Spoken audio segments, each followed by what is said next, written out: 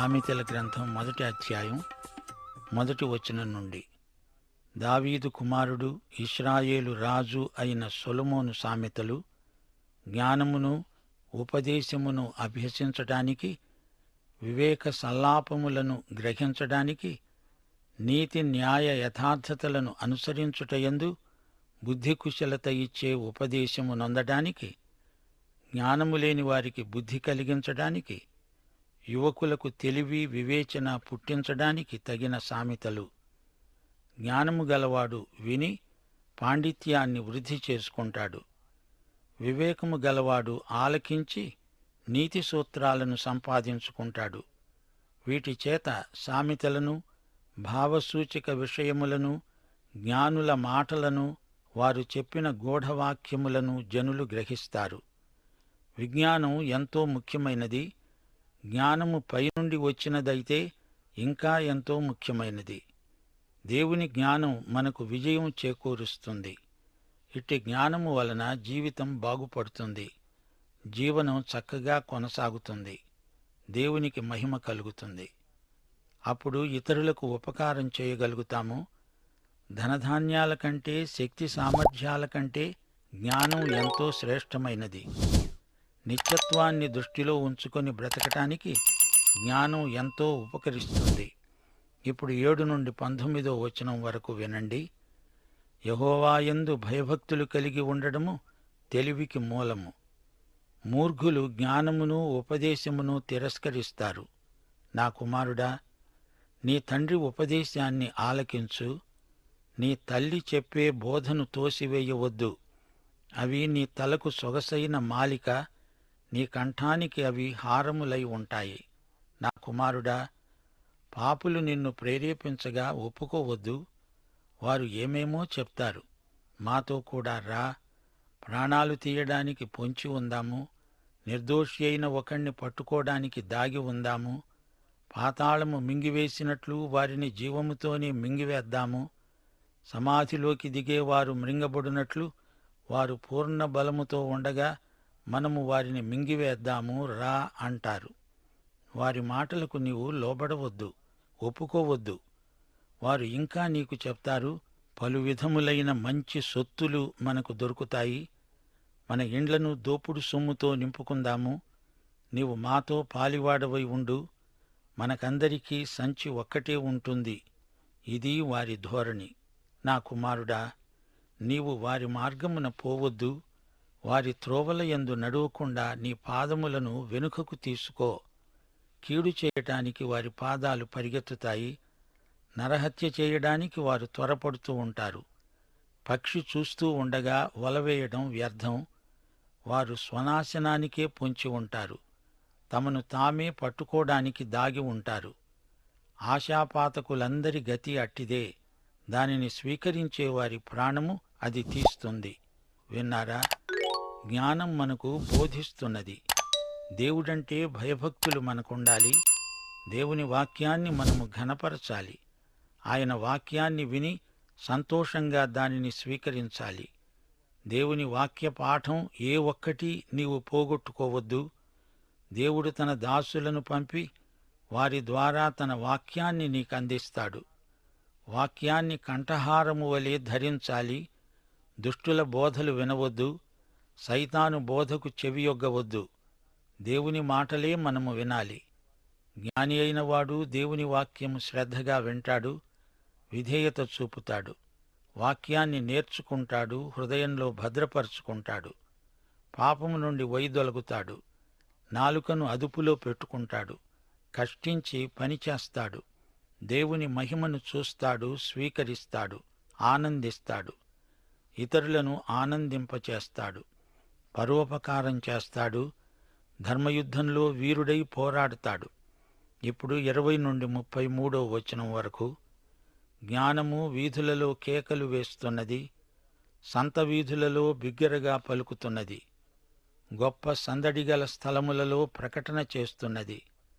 పురద్వారములలో పట్టణములలో జ్ఞానము ప్రచురిస్తూ తెలియచేస్తున్నది. ఎట్లనగా, జ్ఞానము లేని వారలారా, మీరెన్నాళ్లు జ్ఞానము లేనివారై ఉండగోరుతారు? అపహాసకులారా, మీరెన్నాళ్ళు అపహాస్యం చేస్తూ ఆనందిస్తారు? బుద్ధిహీనులారా, మీరెన్నాళ్ళు జ్ఞానమును అసహ్యించుకుంటారు? నా గద్దింపు విని తిరగండి, ఆలకించండి. నా ఆత్మను మీ మీద కుమ్మరిస్తాను. నా ఉపదేశాన్ని మీకు తెలుపుతాను. నేను పిలువగా మీరు వినలేదు. నేను చెయ్యి చాపగా ఎవ్వరూ లక్ష్యపెట్టలేదు.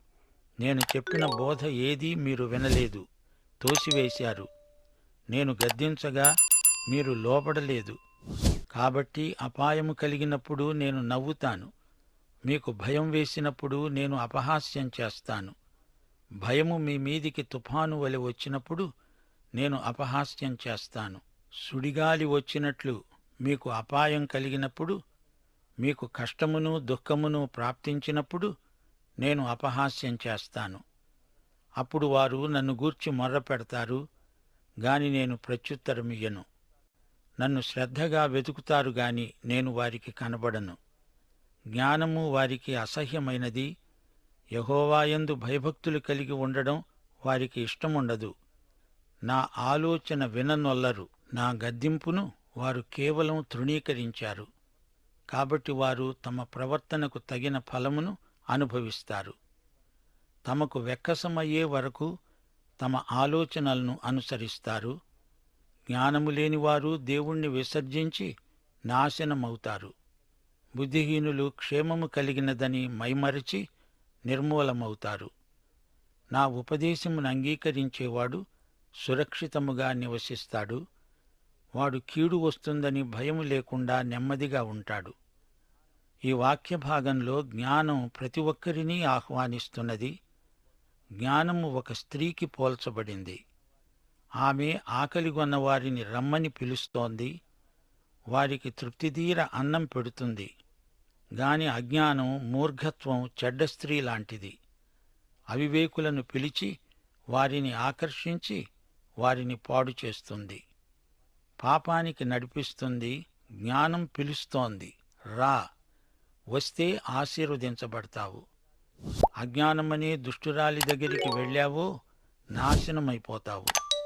యువకులకు ఇదొక గొప్ప సందేశం. సామెతల గ్రంథాన్ని నిఘంటువును చదివినట్లు చదవకూడదు. ఈ గ్రంథ రచయితను చూడండి. అతడు సొలొమోను ఎన్నెన్నో సామెతలను సేకరించాడు. జ్ఞానమంటే ఏమిటి, అజ్ఞానం ఎలా ఉంటుంది అని వివరిస్తున్నాడు. జ్ఞానమనగా తెలిసిన సత్యాన్ని ఆచరించడం. సామెతల గ్రంథంలో 37 సార్లు జ్ఞానం అనే మాట వస్తుంది. అనేకులకు తెలివి ఉన్నది కాని కొద్దిమందికే జ్ఞానమున్నది. పాత నిబంధనలో జ్ఞానం అన్న చోట కొత్త నిబంధనలో యేసుక్రీస్తు అని గ్రహించాలి. క్రీస్తే మనకు జ్ఞానం. ఆయనను ఎరిగి ఉండడమే జ్ఞానం. క్రీస్తును ఎరిగి ఉన్నవారే జ్ఞానులు. యేసు ప్రభువు పుట్టినప్పుడు తూర్పు దేశం నుండి వచ్చినవారు ఆయనను చూచిన తరువాత జ్ఞానులయ్యారు. అంతకు ముందు వారు జ్ఞానులు కారు. అందుకే యేసు వద్దకు వెళ్లడానికి బదులు హెరోదు దగ్గరికి వెళ్లారు. బోధ అనే మాట సామెతల గ్రంథంలో ఎక్కువగా వస్తుంది. బోధ అనగా క్రమశిక్షణాత్మకమైన నేర్పు. కుమారుణ్ణి తల్లిదండ్రులు క్రమశిక్షణలో పెంచుతారు. క్రమశిక్షణ శిక్ష కాదు, వధ కాదు. క్రమశిక్షణ తల్లిదండ్రుల ప్రేమపూర్వకమైన పెంపుదల. పిల్లలకు నేర్పే విధానం ఇదే. చెరసాలలో ఉన్న నేరస్తులకు శిక్ష, కాని దేవుని బిడ్డలకు క్రమశిక్ష. దేవుడు క్రమశిక్షణ లేకుండా ఏమీ నేర్పడు. ఈ రోజుల్లో పిల్లలే తల్లిదండ్రులకు ఎదురు తిరుగుతున్నారు.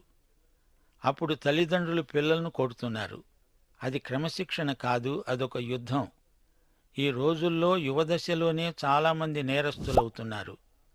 మన దేవుడు మనల్ని క్రమశిక్షలో ఉంచగోరుతున్నాడు. సామెతల గ్రంథంలో మరో మాట ఉంది, అదే నీతి. ఏది మంచి, ఏది చెడు, దేవుడు చెప్పింది చేసింది మాత్రమే మంచిది. మిగతాదంతా చెడుగే. దేవుడు మన సృష్టికర్త. ఆయన నడిపించినట్లే మనము నడవాలి. దేవుడు చేయమన్నది చెయ్యాలి, వద్దు అన్నది మానేయాలి. మరొక మాట సామెతల గ్రంథంలో పదే పదే వినపడే మాట తీర్పు. దేవుని బిడ్డలము సరైన తీర్మానాలు చేయడం నేర్చుకోవాలి. రోమాపత్రిక 14 అధ్యాయం 22 తాను సమ్మతించిన విషయములో తనకు తానే తీర్పు తీర్చుకొననివాడు ధన్యుడు. దేవుని తీర్పు న్యాయమైనది. ఆయన తీర్పు క్రిందనే మనమంతా ఉన్నాము. మన మనస్సాక్షి తేటగా ఉండాలి. మనస్సాక్షి దేవుని వాక్యము చేత ప్రభావితమై ఉండాలి. మనము చేసే పని ప్రభువును మహిమపరుస్తున్నదా లేదా? ఇదే ముఖ్యమైన పరీక్ష. మత్తయి శుభవార్త 10 అధ్యాయం 16 ప్రభువు మనల్ని ఉద్దేశించి అన్నాడు, ఇదిగో, తోడేళ్ల మధ్యకు గొర్రెలను పంపినట్లు నేను మిమ్మును పంపుతున్నాను. గనుక పాముల వలె వివేకులై, పావురముల వలె నిష్కపటులై ఉండండి. దేవుని వాక్యము ఎడతెగక ధ్యానించేవారికి ఇది సాధ్యమవుతుంది. సామెతల గ్రంథం మనకు నేర్పే సత్యాలు మన మనస్సాక్షిని ప్రభావితం చేయునుగాక.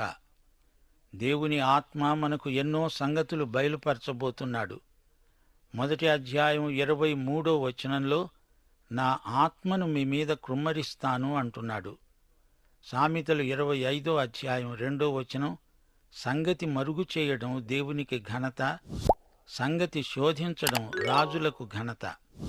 ప్రభువు ఒకసారి యోహాను సువార్త 5 అధ్యాయం 39 అన్నాడు, లేఖనములందు మీకు నిత్య జీవము కలదని తలంచుతూ వాటిని పరిశోధిస్తున్నారు. అవే నన్ను గురించి సాక్ష్యమిస్తున్నాయి. అనగా లేఖనములలో క్రీస్తును కనుగొనడమే నిత్యజీవం. సామెతల గ్రంథంలో వెదికే వారికి ఎన్నెన్నో విలువైన రత్నాలు, ముత్యాలు దొరుకుతాయి. వాక్యాన్ని పరిశోధించాలి. అందులో నిత్యజీవార్థమైన సత్యాలను కనుగొనాలి. బైబిలులోని ప్రతి పుటలో యేసుక్రీస్తు కనిపిస్తాడు. గనిలో త్రవ్వే వారికి విలువైన వజ్రాలు దొరుకుతాయి. 2 తిమోతి 2 అధ్యాయం 15 దేవుని ఎదుట యోగ్యునిగాను, సిగ్గుపడనక్కరలేని పనివానిగాను, సత్యవాక్యమును ఉపదేశించేవానిగాను నిన్ను నీవే దేవునికి కనపరుచుకోవడానికి జాగ్రత్తపడు. యెహోవాయందు భయభక్తులు కలిగి ఉండడమే తెలివికి మూలం, జ్ఞానానికి ఆరంభం. జీవితంలో తెలివిగలిగి బ్రతకాలంటే దేవునియందు భయభక్తులు కలిగి ఉండాలి.